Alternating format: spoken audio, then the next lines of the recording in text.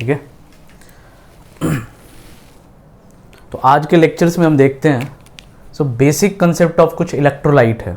जैसे इलेक्ट्रोलाइट के फॉर्म में जनरली सॉल्ट दिखता है, इलेक्ट्रोलाइट के फॉर्म में जनरली कोई सॉल्ट की बात करते हैं। तो जब भी कोई सॉल्ट की बात करते हैं तो सॉल्ट जो होता है वो जनरली किससे बनता है? एसिड प्लस बेस से। जब भी किसी एसिड और बेस को रिएक्ट करते हैं तो हम क्या बनता है? सॉल्ट। और एसिड और बेस जैसे ही रिएक्ट करता है तो एसिड बेस रिएक्शन फॉर्म होता है, और एसिड और बेस को जैसे ही कंबाइन करके सॉल्ट बनेगा तो यहाँ पे वाटर क्या होता है? रिलीज होता है। वाटर रिलीज में हेल्प कौन करता है? यहाँ से H पॉजिटिव और बेस को OH निगेटिव। तो जैसे ही H पॉजिटिव एसिड ने रिलीज किया तो एसिड को हम क्या बोलते हैं? तो जो H पॉजिटिव को रिलीज करता है। H पॉजिटिव से ज़्यादा इंपॉर्टेंट है इसको प्रोटॉन डोनर बोलना। सो acid is the proton donor. H के पास कितने इलेक्ट्रॉन्स, कितने प्रोटॉन्स? एक इलेक्ट्रॉन्स और एक प्रोटॉन्स। तो जैसे ही एक इलेक्ट्रॉन्स और एक प्रोटॉन्स है तो उसने जैसे ही H पॉजिटिव ने प्रोटॉन को डोनर किया, समझ रहे? एसिड ने H पॉजिटिव क्या किया? प्रोटॉन डोनर किया, तो वो एक एसिड कहलाएगा। Proton donor. तो बेस को क्या बोल सकते हैं? Proton acceptor. क्लियर है? ये प्रोटॉन डोनर, ये प्रोटॉन एक्सेप्टर। सेकेंड चीज है, इसको क्या बोल सकते हैं? Electron acceptor. अरे क्लियर है कि नहीं? कहीं अब जब कभी भी तुम्हें एसिड को डिफाइन करना हो, एसिड को H पॉजिटिव नहीं बोलोगे, क्या बोलोगे? प्रोटॉन डोनर, जो प्रोटॉन को डोनेट कर पाए। और एक इलेक्ट्रॉन्स एक्सेप्टर, या यहां पे इलेक्ट्रॉन्स क्या बोल सकते हैं? डोनर्स। क्लियर है? सेकेंड चीज, अगर कोई प्रोटॉन है तो वहां पे पॉजिटिव चार्ज ज्यादा होगा कि नेगेटिव? प्रोटॉन डोनर कर सकता है, किसी ने प्रोटॉन को दे रहा है तो वहां पे पॉजिटिव इलेक्ट्रॉन डेंसिटी ज्यादा होगा कि कम होगा? इलेक्ट्रॉन डेंसिटी मिनिमम होगा। अरे जहां इलेक्ट्रॉन डेंसिटी कम होगा वहीं पे तो पॉजिटिव ज्यादा होगा। इलेक्ट्रॉन्स पे कौन सा चार्ज होता है? नेगेटिव। तो H पॉजिटिव जो पॉजिटिव दे रहा है, इसका कंफर्म मीनिंग क्या है? वहां पे इलेक्ट्रॉन्स की डेंसिटी क्या है? कम है। तो जहां पे इलेक्ट्रॉन डेंसिटी कम है वहां पे कौन सी कैरेक्टर होगा? और जहां पे इलेक्ट्रॉन की डेंसिटी ज्यादा है वहां पे, नहीं समझ आया? जहां पे इलेक्ट्रॉन्स की डेंसिटी ज्यादा है वहां पे कौन सा कैरेक्टर होगा? Basic character. तो ये 3-4 चीजें एसिड और बेस के रिगार्डिंग समझ में आना चाहिए। तो जो प्रोटॉन डोनर है वो क्या है? एसिड है। जो प्रोटॉन एक्सेप्टर है वो बेस है। Electrons acceptor, electrons donor, electron density minimum, electron density maximum, यानी कि जहां पे इलेक्ट्रॉन डेंसिटी कम है। जैसे बात करें, कोई बोल रहा है AlCl3, तो AlCl3 में क्या है? एल्युमिनियम के साथ कितने क्लोरीन है?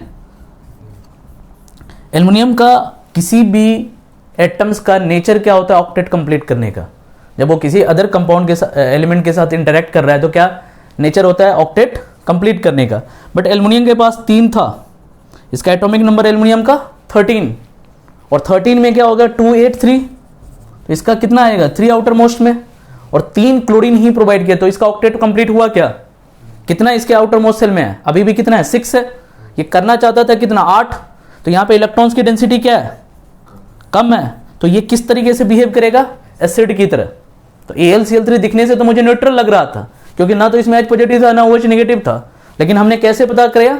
इलेक्ट्रॉन डेंसिटी के हेल्प से। तो अगर यहाँ पे इलेक्ट्रॉन्स कम है तो ये कहीं ना कहीं इलेक्ट्रॉन क्या है? डेफिशिएंट है। तो जब भी कहीं इलेक्ट्रॉन डेफिशिएंट स्पीसीज होता है, इलेक्ट्रॉन डेफिशिएंट स्पीसीज, तो उसको क्या बोलेंगे?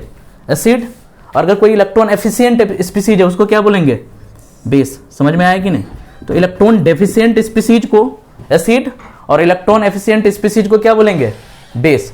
तो एक स्मॉलेस्ट डिस्कशन है जो एसिड और बेस के रिगार्डिंग। तो एसिड को हम कैसे अंडरस्टैंड करें, बेस को कैसे अंडरस्टैंड करें। क्लियर है? अब एसिड बेस के कॉरस्पॉन्डिंग जब हमें पता चल जाता है, तो जब भी कभी कोई सॉल्ट एज ए इलेक्ट्रोलाइट आता है, तो सॉल्ट जब भी कोई इलेक्ट्रोलाइट क्यों यूज करते हैं? किसी भी सॉल्यूशन या रिएक्शंस में इलेक्ट्रोलाइट क्यों यूज करते हैं? इलेक्ट्रोलाइट का काम क्या है? क्यों हम यूज करते हैं? इलेक्ट्रोलाइट क्या करता है?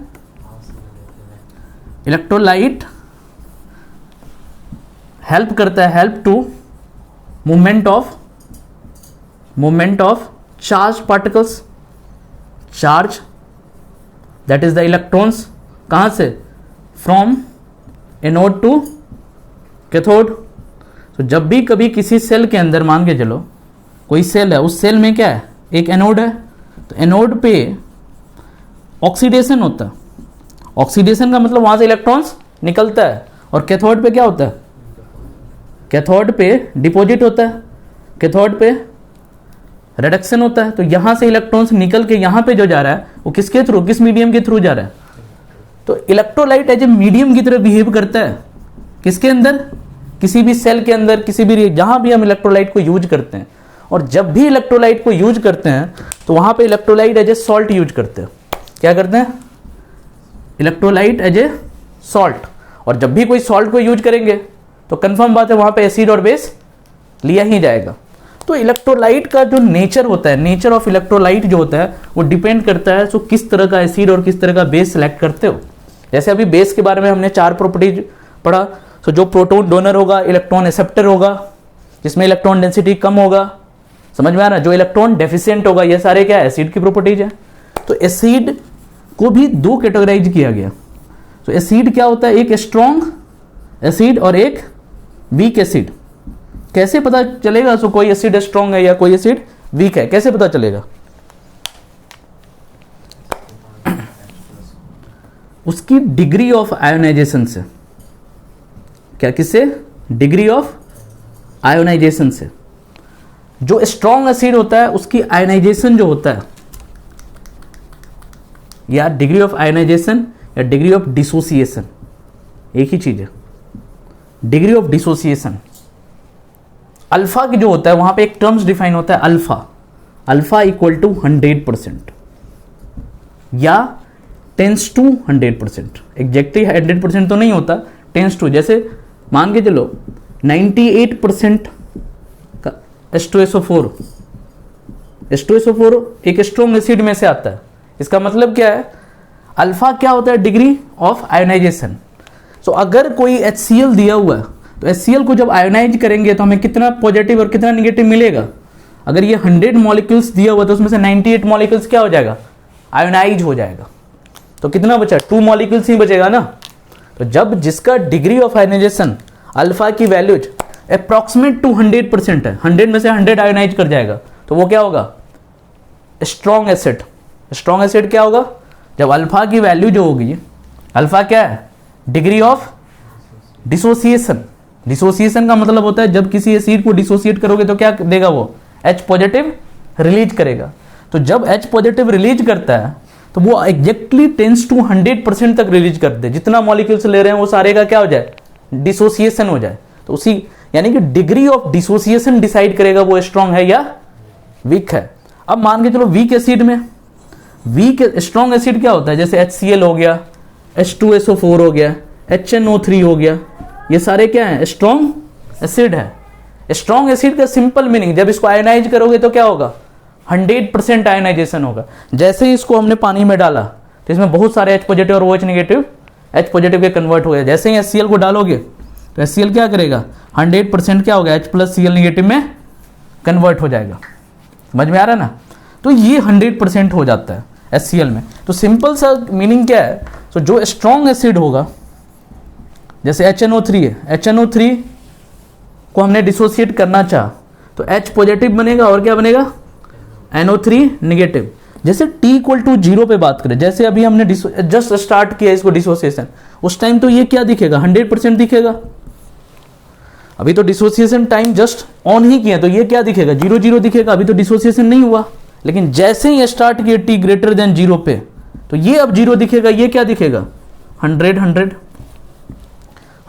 का मतलब क्या हुआ, 200 नहीं हुआ, 100 का मतलब एक ही डिसोसिएट करके H पॉजिटिव भी 100 दे रहा है और NO3 नेगेटिव भी 100 दे रहा है। तो ये होता है, यानी कि अगर इसका कोई अल्फा बोले तो कितना है, 100% है, मतलब अल्फा की वैल्यू क्या है, 1 है। यानी कि अल्फा की जो मैक्सिमम वैल्यूज कहां से कहां तक हो सकता है, 0 से लेके 1 तक। अल्फा की मैक्सिमम वैल्यूज कहां से कहां होता है, 0 से लेके 1 तक। और अल्फा जिसका जितना 1 के आसपास होगा उसी को क्या बोलेंगे, स्ट्रॉन्ग एसिड। और वीक एसिड के लिए अल्फा क्या हो जाएगा, 0 से लेके 1 के बीच में आएगा। और अल्फा किसके क्लोजर होना चाहिए, 0 के क्लोजर, तो उसको क्या बोलेंगे, वीक एसिड। यानी कि मान के चलो कोई ऐसा एसिड जिसका 100 में से 20 मॉलिक्यूल्स ही डिसोसिएट हो पा रहा है तो उसको क्या बोलेंगे, वीक एसिड। समझ में आ रहा है ना। तो किसी का स्ट्रॉन्ग एसिड और वीक एसिड बताएगा कौन, उसका डिग्री ऑफ डिसोसिएशन। जिसका जितना ही डिग्री ऑफ डिसोसिएशन ज़्यादा होगा उतना ही H पॉजिटिव सॉल्यूशन में ज़्यादा आएगा, और जितना ही H पॉजिटिव सॉल्यूशन में ज़्यादा आएगा तो वो उतना ही स्ट्रॉन्ग एसिड होगा। जैसे मान के चलो CH3COOH दिया हुआ, अब कहोगे वीक एसिड को कैसे पहचानेंगे, तो एक शॉर्टकट क्या याद रखना है, SCT शॉर्टकट ट्रिक याद जो रखना है। तो जितने भी ऑर्गेनिक कंपाउंड है, organic compound except amines, amines का होता है RNS2, एक्सेप्ट एमाइंस थोड़ा सा बेसिक नेचर का होता है, अदरवाइज जितने ऑर्गेनिक कंपाउंड है जिसमें कार्बन दिख गया, इसमें जैसे मुझे कार्बन दिख गया तो ये क्या होगा, वीक एसिड। समझ में आ रहा है ना। तो शॉर्टकट क्या याद रखना है, सो स्ट्रॉन्ग एसिड तो मुझे पता है, थोड़ा HCl पता है, H2SO4 पता है, HNO3 पता है, ये पता है। लेकिन वीक एसिड कौन होगा, जिसमें ऑर्गेनिक कंपाउंड होगा, जिसमें कार्बन दिख गया, वो कंफर्म बात है वीक एसिड ही होगा। जैसे ये एसिटिक एसिड है, एसिटिक एसिड, इसको क्या बोल रहे हैं, एसिटिक एसिड, या बोल सकते हैं एथनोइक एसिड, 2 कार्बन से एथनोइक एसिड। जैसे इसको डिसोसिएट करोगे तो क्या होगा, एक एसिटेट आयन दे देगा, प्लस क्या देगा, H पॉजिटिव देगा। अब क्या होगा, जैसे ये 100 मॉलिक्यूल शुरू में लिए हो तो T = 0 पे ये 0 होगा, लेकिन जैसे ही T > 0 पे करोगे हो सकता है इसका 30 ही बने, 70 अभी भी क्या है, अनडिसोसिएटेड है। तो डिसोसिएशन कितना हुआ, 30, कितना H पॉजिटिव आया, 30 ही आया। 100 मॉलिक्यूल्स हमने लिया था, उसमें से 30 मॉलिक्यूल्स ही क्या हो पाया, डिसोसिएट हो पाया, इसीलिए क्या है, ये वीक एसिड है। अगर कोई अल्फा पूछेगा तो क्या बोलेंगे, 0.3, अगर परसेंटेज में पूछेगा तो 30% बोलेंगे। बट अल्फा तो अभी बताया ना, अल्फा की वैल्यू हमेशा किसके बीच आएगा, 0 से 1 के बीच, और जितना जो 0 के क्लोजर होगा उसको वीक एसिड, और जितना ही जो 1 के क्लोजर होगा उसको स्ट्रॉन्ग एसिड। तो वीक एसिड और स्ट्रॉन्ग एसिड के कॉरस्पॉन्डिंग डिस्कशन बिल्कुल क्लियर रखना है, कॉन्सेप्ट को बिल्कुल क्लियर रखना है। तो स्ट्रॉन्ग एसिड वो जिसका degree of ionization approximate to 100% हो जाए, और वीक एसिड वो जिसका degree of ionization approximate to 0 के आसपास हो, 30-40, यानी कि ऑलमोस्ट 20-30-40 वाले को हम क्या बोलेंगे, वीक एसिड। क्लियर है। तो ये स्ट्रॉन्ग एसिड और वीक एसिड का कैलकुलेशन था। इसी तरीके से अगर बेस की बात करें तो बेस भी क्या होता है, वीक एसिड होता है, वीक बेस होता है और वीक एसिड होता है। वहां भी same concept, degree of ionization वहां भी डिफाइन होगा। जैसे बेस की बात करें तो यहाँ पे भी एक स्ट्रॉन्ग बेस आता है, स्ट्रॉन्ग बेस आता है और वीक बेस आएगा। स्ट्रॉन्ग बेस में कौन कौन सा, जैसे NaOH हो गया, KOH हो गया, CaOH Hal2 हो गया, यानी कि ग्रुप फर्स्ट और ग्रुप सेकेंड के एलिमेंट। कौन सा, ग्रुप फर्स्ट में कौन कौन सा होता है, lithium, sodium, potassium, rubidium, caesium और फ्रैंक्सियम। और ग्रुप सेकेंड में बेरिलियम, मैग्नीशियम, कैल्शियम, स्ट्रोंटियम और बेरियम। तो ये जो ग्रुप फर्स्ट और ग्रुप सेकेंड को जैसे ही वाटर में डालोगे, जैसे ही ग्रुप फर्स्ट और सेकेंड को वाटर में डालोगे तो इसके क्रॉसपोर्डिंग क्या बन जाएगा, हाइड्रोक्साइड बन जाएगा, मेटलिक हाइड्रोक्साइड बन जाएगा। मेटल का क्या बनेगा, हाइड्रोक्साइड बनेगा। जैसे कैल्शियम को डालोगे तो कैल्शियम का क्या बनेगा, हाइड्रोक्साइड, CaOH2। पोटेशियम को डालोगे तो पोटेशियम का क्या बनेगा, हाइड्रोक्साइड, KOH। इस तरीके से बनते जाएगा। तो जब भी कभी मेटलिक हाइड्रोक्साइड होगा वो किस तरह का नेचर का होगा, स्ट्रॉन्ग बेसिक नेचर का। तो वीक बेसिक क्या होगा, वीक बेसिक में सबसे इंपॉर्टेंट एक ही है, उसको याद रखना, सिर्फ एक को याद रखना, बाकी कभी आएगा तो हम बात कर लेंगे। ऑर्गेनिक एमाइंस जो है, ऑर्गेनिक एमाइंस, जैसे मान के चलो दे रहेगा CH3NH2, ये ऑर्गेनिक एमाइंस है। जब भी NH2 किसी के अंदर लगा रहा है तो वो क्या है, वीक बेस है। या फिर अमोनियम हाइड्रोक्साइड NH4OH, ये दिख रहा है OH बेस, बट NH4 क्या है, वीक बेस। तो यही दो इंपॉर्टेंस है। एक तो ऑर्गेनिक केमिस्ट्री में एक कंपाउंड आएगा एमाइंस जो एक वीक बेस होगा, अदरवाइज अमोनियम हाइड्रोक्साइड को हम वीक बेस बोल सकते हैं। यहाँ पे अल्फा टेंड्स टू 1 होगा, बट यहाँ पे अल्फा हमेशा लेस देन 1 होगा। तो जब भी अल्फा क्या, डिग्री ऑफ डिसोसिएशन, जब भी डिग्री ऑफ डिसोसिएशन की वैल्यू लेस देन 1 है तो वो क्या होगा, वीक बेस के कैटेगरी में जाएगा। और अगर अप्रॉक्सीमेट टू 1 है क्या होगा, स्ट्रॉन्ग बेस के कैटेगरी में जाएगा। तो इस तरह से एक एसिड और बेस का डिस्कशन था। अब एसिड और बेस में क्या होता है, मान के चलो एक पीएच पढ़े होगे, पीएच पीएच क्या होता है? पीएच कैलकुलेशन होता है जिसकी वजह से हम ये पता करते हैं तो कोई एसिड कितना एसिडिक है। तो पीएच रेंज होता है, पीएच कहाँ से स्टार्ट होता है? 0 से स्टार्ट होके कहाँ तक जाता है? 14 तक। पीएच P4 एक ऑपरेटर है, जैसे प्लस करते हैं तो प्लस को साइन से लिखते हैं, तो P का मतलब होता है माइनस लॉग बेस 10। P जब भी कभी लगेगा तो उसका मतलब क्या समझोगे? Minus log base 10। और H का मतलब होता है सिंपल H पॉजिटिव, क्योंकि एसिड को किससे निकालते हैं? H पॉजिटिव से। समझ में आ रहा है ना? तो जब भी कभी एसिड देता है वो क्या देता है?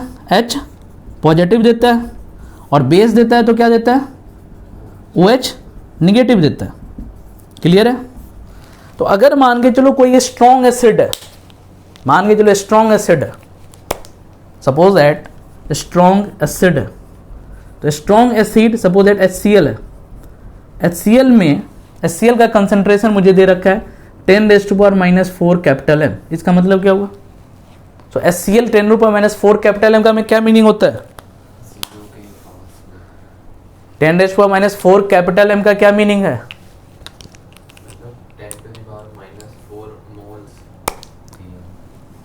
10⁻⁻⁴ मोल्स 1 लीटर में दिया हुआ है, ये मीनिंग है। बैठा रहता है, सुनता कुछ तो है नहीं, समझता है नहीं। 10⁻⁴ M कितने में दिया हुआ है? 1 लीटर में दिया हुआ है। अब यहाँ पे T = 0 पे बात करें तो अभी ये मुझे 10⁻⁴ मोल्स के फॉर्म में दिखेगा। अब कुछ देर के बाद क्या होगा? H पॉजिटिव डिसोसिएट होकर किस में जाएगा? H पॉजिटिव और Cl निगेटिव में। और मुझे पता है ये इसका डिसोसिएशन क्या होगा? 100% हो जाएगा।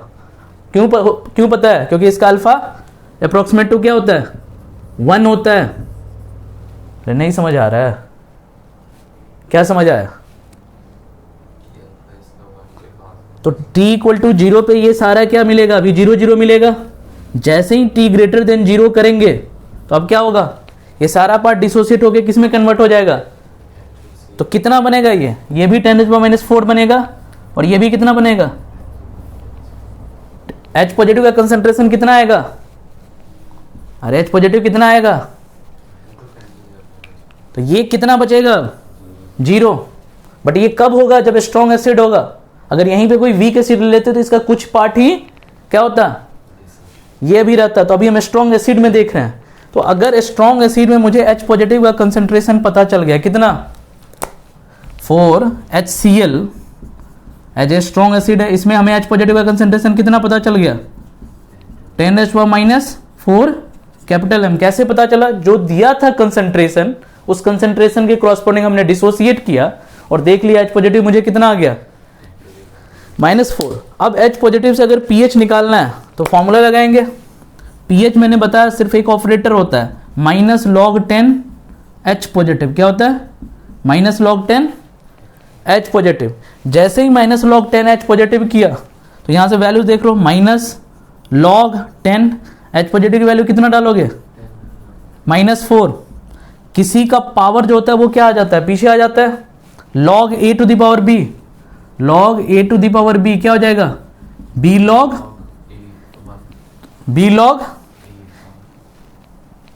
log A आएगा कि नहीं आएगा? तो यहाँ पे -4 इधर आ जाएगा तो क्या हो जाएगा? +4 log बेस 10 आ जाएगा। तो बेस 10 क्या हो जाता है? तो +4 क्या हो जाएगा? हमारा pH की वैल्यू जा जाएगा। क्लियर हुआ? तो अगर किसी भी स्ट्रॉन्ग एसिड का इनिशियल कंसंट्रेशन, ये क्या दिया था? ये इनिशियल कंसंट्रेशन ही दिया था ना। तो इनिशियल कंसंट्रेशन दिया हुआ था, तो इनिशियल कंसंट्रेशन के हेल्प से हम क्या निकाल लिए? H पॉजिटिव का कंसंट्रेशन निकाल लिए। और H पॉजिटिव के कंसंट्रेशन को कहाँ यूज किए? pH में। तो pH से हम क्या निकाल लिए? उसका pH एग्जैक्ट निकल जाएगा। अब अगर मुझसे pH निकल गया और कोई पूछेगा इसका pOH निकालो, तो क्या करोगे? pH प्लस pOH का वैल्यू कितना होता है? 14। pH प्लस pOH का वैल्यू कितना होता है? 14। pOH क्या होता है? जैसे मैंने बताया था, pOH को कैसे लिखोगे? P को लिखोगे -log10 H पॉजिटिव, तो pOH को क्या लिखोगे? OH negative. यानी कि ये बेसिक को सिग्निफाई करेगा, ये एसिडिक को सिग्निफाई करता है, ये बेसिक को सिग्निफाई करेगा। तो यहां से निकाल लोगे तो क्या आ जाएगा, POH इक्वल टू 10 आ जाएगा कि नहीं आ जाएगा। pH अगर 4 है तो POH कितना है, 6। अरे pH 4 है तो POH कितना होगा, 14 माइनस 4। 10। सो जाओ ना तुम, पढ़ो ही मत, गधा लड़का नितिन बैठा रहता है, समझे, दिमाग ही नहीं काम कर रहा है, बैठा रहते हो। कितना आएगा POH रे, तो POH की वैल्यूज 10 आएगा, तो POH को किसके रिलेटेड लिखेंगे, minus log 10 OH negative equal to कितना लिखोगे 10, minus OH negative equal to 10 ही आया ना। तो यहां से OH निगेटिव का कंसेंट्रेशन कैसे निकलेगा, ध्यान से देखो, यहां पे मुझे OH निगेटिव निकालना है। OH निगेटिव के लिए क्या करेंगे, एंटी लॉग होता है, लॉग को हटाना है मुझे, तो लॉग को हटाना है। यहाँ पे जो ऑपरेशन कर रहे हैं वो एंटी लॉग का कर रहे हैं। अभी तक तो लॉग निकालना सीखे थे, तो लॉग तो इजीली निकाल लेते थे, वैल्यूज डाला, पावर को इधर कर देते थे, लॉग 10 10 1 हो गया। एंटी लॉग में जब भी लॉग 10 की क्या वैल्यूज डाले की वैल्यू 10 हो जाएगा, बताओ। OH नेगेटिव की क्या वैल्यूज यहाँ पे सब्स्टिट्यूट करोगे 10 आ जाएगा। OH नेगेटिव की क्या वैल्यूज डालोगे यहाँ पे जिससे 10 आ जाएगा, 10⁻⁻10, यही तो एंटी लॉग है। और नहीं तो शॉर्टकट क्या ध्यान रखोगे, यहाँ का जो बेस है, यहाँ का जो बेस है वो बेस को यहाँ पे ले आओ, और यहाँ जो राइट हैंड साइड है उसको क्या करोगे, पावर में डाल दोगे। 10⁻⁻, जैसे मान के चलो माइनस लॉग 10 दिया हुआ है, OH नेगेटिव इक्वल टू 6 दिया हुआ है, तो OH नेगेटिव इक्वल टू क्या हो जाएगा 10⁻⁻6, यानी कि यहाँ जो बेस था उसको यहाँ पे ले आया, और यहाँ पे जो राइट हैंड साइड का क्वांटिटी था उसको क्या कर दिया 6 कर दिया, और यहाँ पे निगेटिव था तो निगेटिव, यहाँ पे अगर पॉजिटिव था तो यहाँ पे क्या होता पॉजिटिव, तो यही एंटी लॉग है। तो अगर कभी भी इनिशियल कंसंट्रेशन स्ट्रॉन्ग एसिड का दिया था मुझे, क्या दिया था, इनिशियल कंसंट्रेशन कितना दिया था 10⁻⁻4 कैपिटल M, तो उससे हमने उसका pH भी निकाल लिया, POH भी निकाल लिया, H पॉजिटिव भी निकाल लिया, और क्या निकाल लिया OH निगेटिव। क्या क्या निकाला रे, HCl का क्या दिया हुआ था मुझे, कितना दिया हुआ था, तो एक स्ट्रॉन्ग एसिड था, स्ट्रॉन्ग एसिड HCl था, उसका इनिशियल कंसंट्रेशन दिया हुआ था, क्या दिया हुआ था इनिशियल कंसंट्रेशन कितना 4 कैपिटल M। अब इस इनिशियल कंसंट्रेशन के हेल्प से हमने क्या किया, H पॉजिटिव का कंसंट्रेशन निकाल लिया कितना 10⁻⁻4 कैपिटल M, उससे हमने क्या निकाल लिया pH निकाल लिया कितना 4, इसी के क्रॉसपोर्डिंग हमने POH कितना निकाल लिया 10, और OH और उसके क्रॉसपोर्डिंग OH नेगेटिव कितना निकल गया 10⁻⁻10। तो अब H पॉजिटिव भी निकल गया, OH नेगेटिव भी निकल गया, तो H पॉजिटिव और OH नेगेटिव के क्रॉसपोर्डिंग डिफाइन होता है, जैसे ही कभी KW इक्वल टू आ जाएगा H पॉजिटिव और उसी का OH नेगेटिव यूज करोगे, तो देखो H पॉजिटिव OH नेगेटिव को मल्टीप्लाई करो तो कितना आ जाएगा 10⁻⁻4 और 10⁻⁻10 कितना आ गया 10⁻14।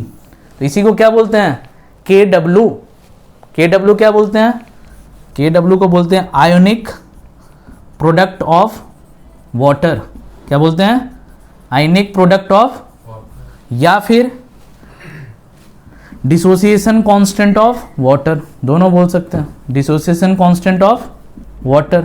कैसे डिसोसिएशन कांस्टेंट निकाला, जो एसिड लिया उसका H पॉजिटिव निकाल लिया और उसी एसिड का OH नेगेटिव निकाल लिया, H पॉजिटिव और OH नेगेटिव को कंबाइन करेंगे तो क्या वैल्यू आ जाएगा KW, डिसोसिएशन कांस्टेंट। क्लियर है। अब मान के चलो कोई स्ट्रॉन्ग एसिड दिया हुआ है तो उसका इजीली हम कर सकते हैं, स्ट्रॉन्ग एसिड को इजीली हम डिसोसिएट करके क्वेश्चन कर सकते। लेकिन अगर कभी वीक एसिड दे दे, ध्यान से देखना, वीक एसिड अभी हम बात किए थे कौन सा CH3CH3COOH, वीक एसिड किसका बात किए थे CH3COOH। तो वीक एसिड क्या होगा 100% डिसोसिएट होगा, तो जब इसको डिसोसिएट करेंगे तो क्या बनेगा CH3COO negative H positive, 100% dissociation तो होगा नहीं, तो जब 100% डिसोसिएशन नहीं होगा तो T = 0 पे हमें क्या आएगा ये मान के चलो इनिशियल कंसंट्रेशन कुछ ना कुछ क्वेश्चन में दिया रहेगा, जैसे पीछे कितना दिया रहा था 10⁻⁴। तो यहां मैं मान लेता हूं हमारा सी दिया हुआ है। कंसंट्रेशन हमेशा या तो मोलर कंसंट्रेशन में देगा, सी देगा या एम देगा। जो सी है वही क्या है, एम है। पीछे भी बात किया ना, जब भी बोलेंगे किस में बोलेंगे, मोलर कंसंट्रेशन के फॉर्म में बोलेंगे। तो जो सी है हमारा वही एम है, तो मोलर कंसंट्रेशन के टर्म में दिया हुआ है।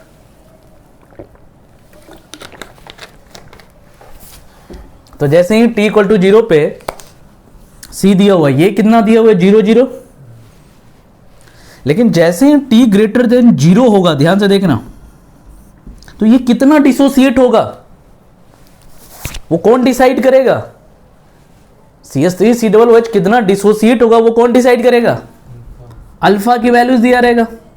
ये अल्फा को क्या बोलते हैं, डिग्री ऑफ, यही डिसाइड करेगा ना। तो इसमें से कितना डिसोसिएट होगा।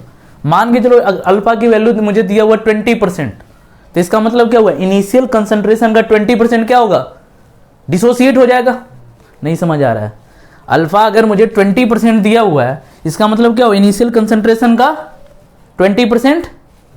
अभी अल्फा मुझे दिया हुआ है तो, और इनिशियल सी दिया हो, तो इसको क्या लिखेंगे, सी इंटू अल्फा लिखेंगे कि नहीं लिखेंगे, कैसे लिखेंगे, इनिशियल कंसंट्रेशन का 20%, तो इनिशियल सी इंटू 20/100, तो निकल जाएगा सी अल्फा। यहां क्या निकल जाएगा, ये भी उतना ही बनेगा सी अल्फा। तो इसमें से कितना माइनस होगा, सी माइनस, नहीं समझ आया।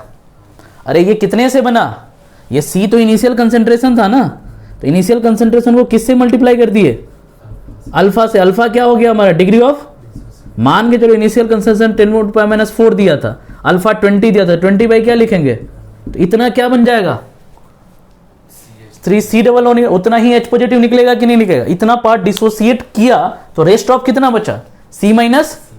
क्लियर है। तो ये initial concentration C minus C alpha हमारा रेस्ट ऑफ बचा।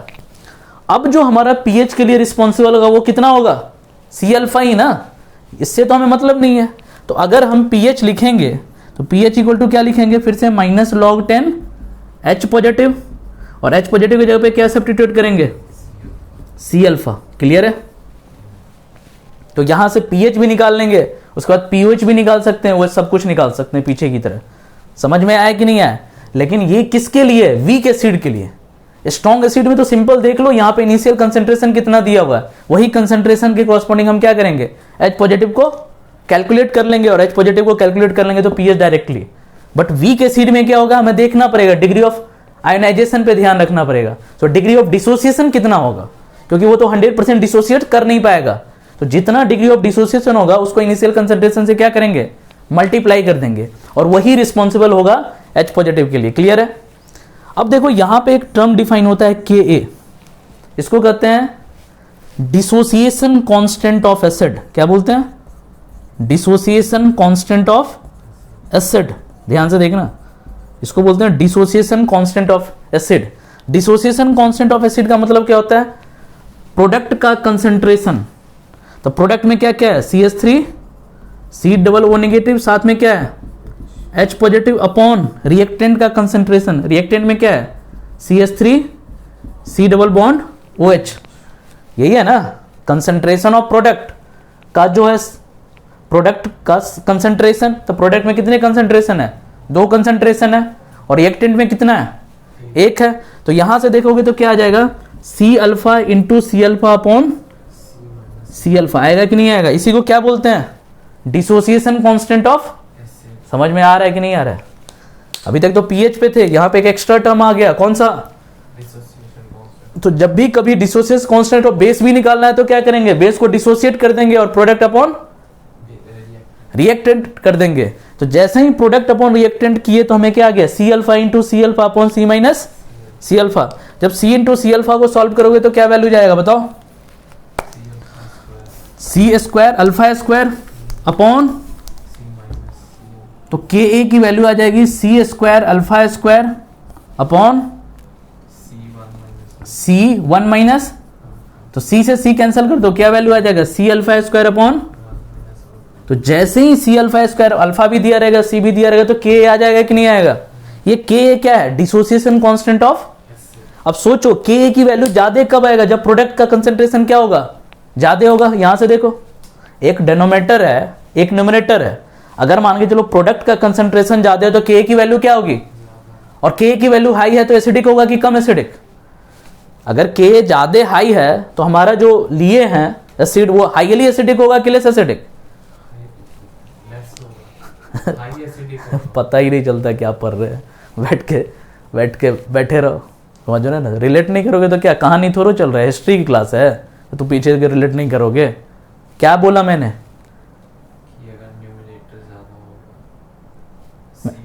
अरे मैं बोल रहा हूं अगर के क्या है, के का प्रोडक्ट अपॉन रिएक्टेंट है तो H पॉजिटिव कहां पे आ रहा है, तो प्रोडक्ट की कंसेंट्रेशन अगर ज्यादा होगा तो के की वैल्यू क्या होगी, और के की वैल्यू हाई होगी तो एसिडिक क्या होगा, हाईली एसिडिक कि लेस एसिडिक, तो हाईली एसिडिक।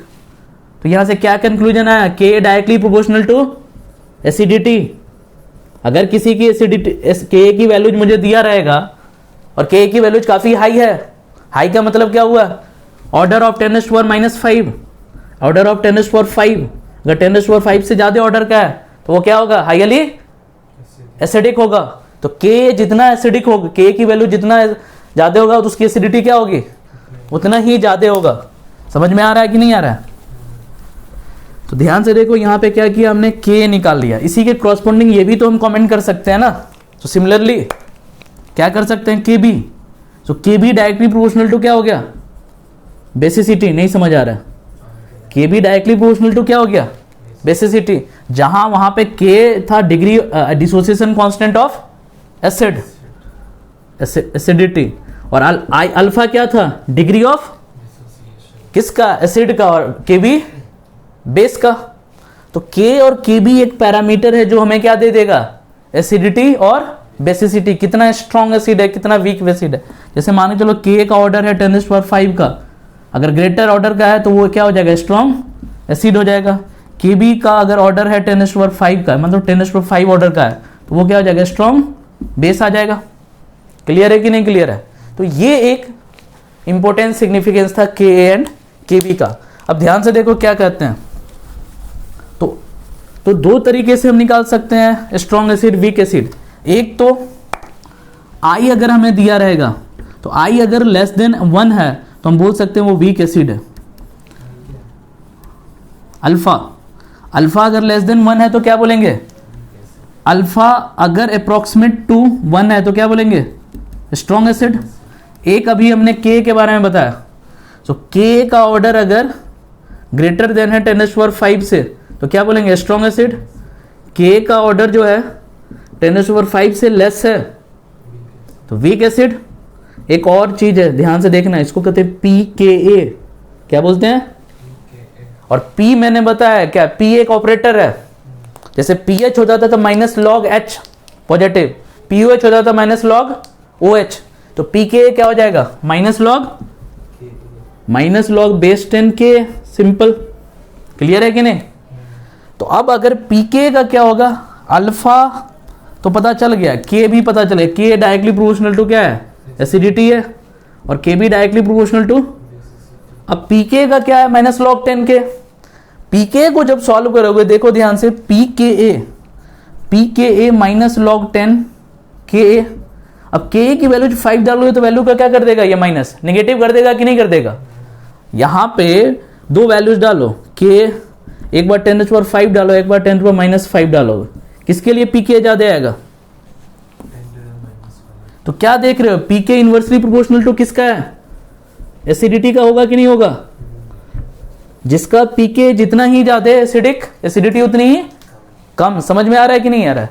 तो ये 3 पैरामीटर है किसी भी बेस को, एसिड और बेस को चेक करने के लिए। जैसे pK आ गया उसी तरह क्या आ जाएगा, pK प्रोपोर्शनल टू 1/, समझ में आ रहा है कि नहीं आ रहा?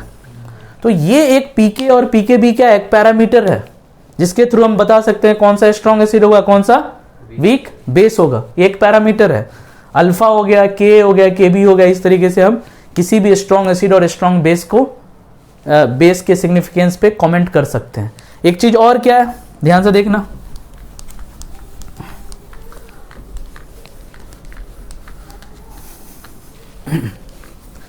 कोई एसिड दिया हुआ है, कोई एसिड है, तो एसिड कितना number of H positive ion दे रहा है, ध्यान से देखना, एसिड कितना number of H positive ion दे रहा है, उसी को एसिड का क्या बोलते हैं, बेसिसिटी।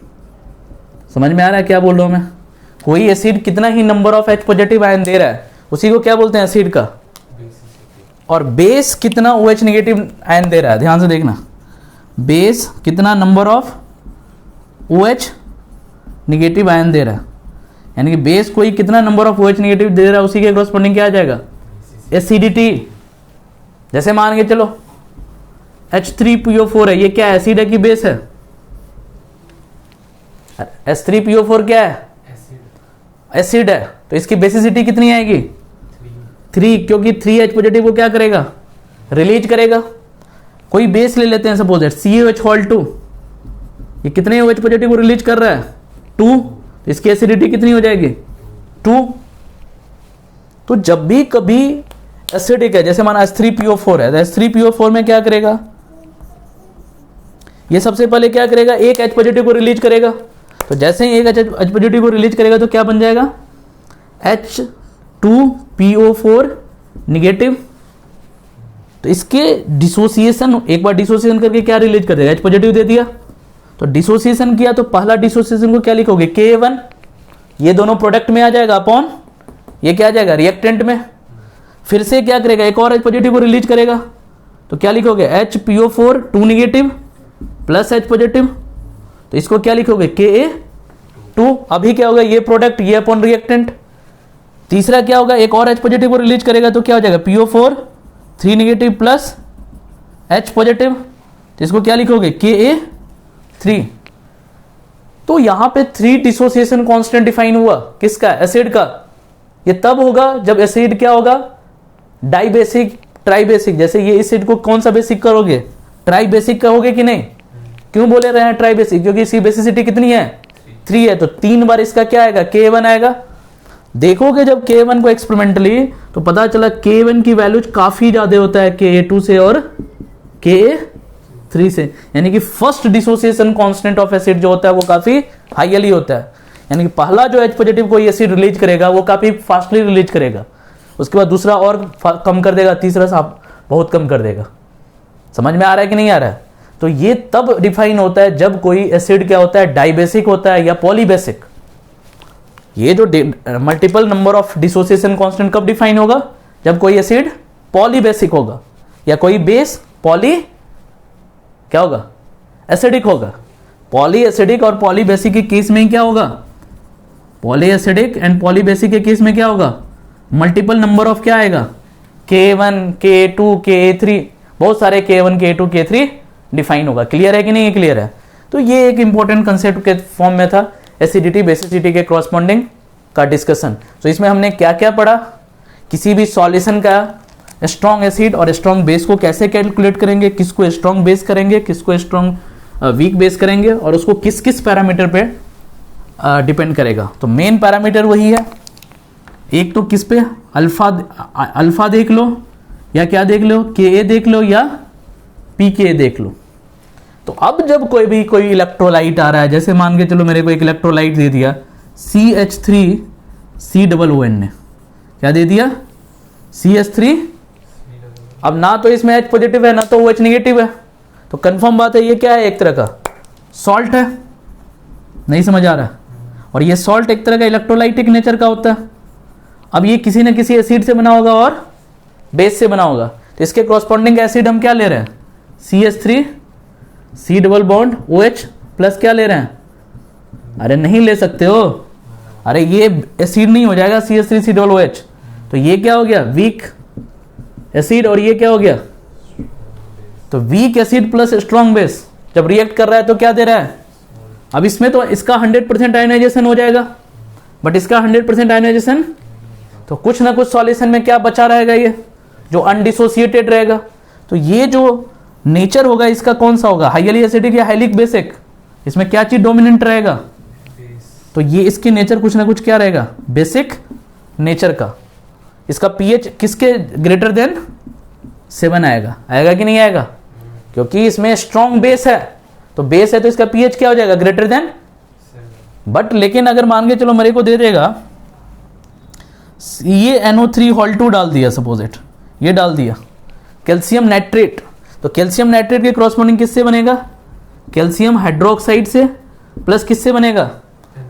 NaOH से। अब देखो ये भी स्ट्रॉन्ग है, नहीं कैल्शियम CnO3 बनेगा, वो किससे बनेगा? HNO3 से। तो ये स्ट्रॉन्ग बेस है, ये क्या है? स्ट्रॉन्ग एसिड है। इसका न्यूट्रलाइजेशन क्या होगा? ऑलमोस्ट 100% हो जाएगा। जितना ये रिलीज करेगा उतना ही ये आपस में न्यूट्रलाइज करके, क्योंकि दोनों स्ट्रॉन्ग है। ये भी, इसका भी 100% आयनाइजेशन, इसका भी 100% आयनाइजेशन। तो इसका पीएच कहाँ रहने वाला है? 7 के आसपास ही रहने वाला है। समझ में आ रहा है ना? तो एक में पीएच ग्रेटर देन 7 हो गया, एक में पीएच लेस देन 7 हो गया। अब मान के चलो कोई एक वीक वाला ले लेते हैं, सपोज इट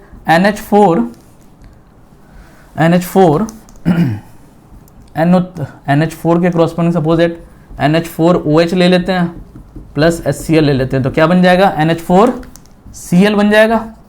तो NH4Cl के बारे में देखें तो NH4OH क्या है? एक वीक बेस है, और HCl क्या है? स्ट्रॉन्ग एसिड है, कंप्लीट न्यूट्रलाइजेशन करेगा। बट इसमें डोमिनेंसी किसकी होगी? तो इसका पीएच क्या हो जाएगा? लेस देन 7 हो जाएगा कि नहीं हो जाएगा? तो आज के लेक्चर्स में हमने क्या देखा? सो एक कंप्लीट बेसिक डिस्कशन था इलेक्ट्रोलाइट पे, एसिड बेस, कौन सा स्ट्रॉन्ग एसिड होगा, कौन सा वीक बेस होगा। स्ट्रॉन्ग एसिड के केस में पीएच कैसे कैलकुलेट करेंगे, वीक बेस के फॉर्म में कैसे करेंगे, वीक एसिड को कैसे देखना है, वीक बेस को कैसे देखना है, कौन कौन सा पैरामीटर स्ट्रॉन्ग एसिड और वीक बेस को इफेक्ट करेगा। ये डिफरेंट टर्म्स को हमने देखा है, जो कि सॉल्यूशन का नेक्स्ट जो क्लास होगा एबनॉर्मल मोलर मास, उसमें इसका कुछ ज़्यादा ही सिग्निफिकेंट है। तो इस लेक्चर के ऑनवर्ड्स हम एक एबनॉर्मल मोलर मास का जो टॉपिक रह गया वो सॉल्यूशंस में डिस्कस करेंगे। Okay, thank you.